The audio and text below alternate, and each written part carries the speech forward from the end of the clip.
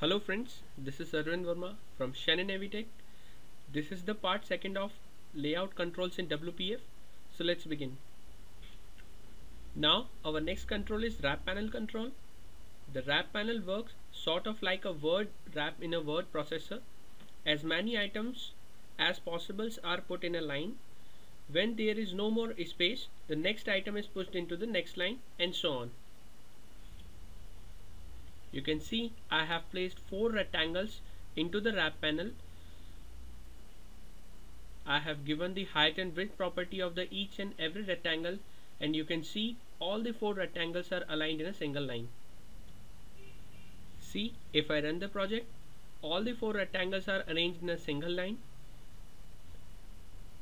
If I change the width of my window, the controls get automatically arranged and got wrapped. That's why this control is known as wrap panel. Now, for separating the elements, I have used the margin property of each and every element, which is the rectangle. I have mentioned margin 10. It means 10 from the left, 10 from the top, 10 from the right, and 10 from the bottom. If I change the size of the window, the margin maintains automatically. Instead of specifying margin property in each of the contained element, you can also specify item height and item width property of the wrap panel. This will give a more consistent look to your UI. Let's run the project and you can see the results. You can also have the orientation property with the wrap panel control similar to the stack panel. You can also utilize this property. That's all for wrap panel. Now move to our next control, which is the dock panel. A dock panel lets you arrange item against the edges of the window. This is close to way in which docking works in the Windows Form application. You can specify docking of the control and those controls are put against the appropriate edge. Generally, dock panel control is used to make a rough sketch of your design. Now in the markup, I have a dock panel having a last child filled property to true.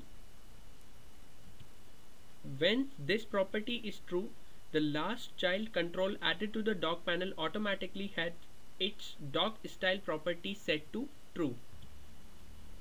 I have taken 3 rectangles in the dock panel. The attached property, which is dock panel.dock, set to left for the red rectangle, dock panel.dock property set to top for the blue rectangle, and dock panel.dock property is equals to bottom for the green rectangle, as you can see in the XAML designer. Next, I have specified the vertical alignment for the blue and green rectangle. The remaining white space can be filled using a canvas control or can be another layout control. Just uncomment it. You can see the canvas is appearing with a background yellow. Let's check this in runtime,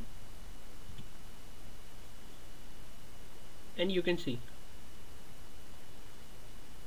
you can arrange your controls in the left edge, top edge, right edge, or the bottom edge.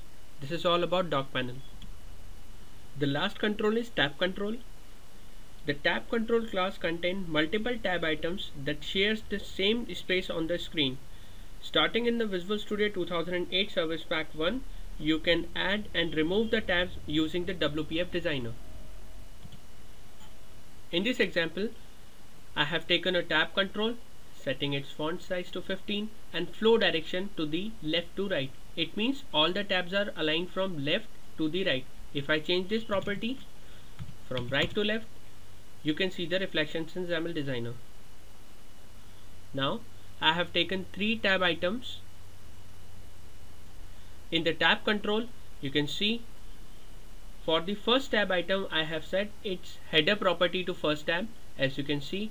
Now the second with the second tab and the third with the third tab, and also places a rectangle which is the content for this tab item into each and every tab item. See example, when it runs something it look like this.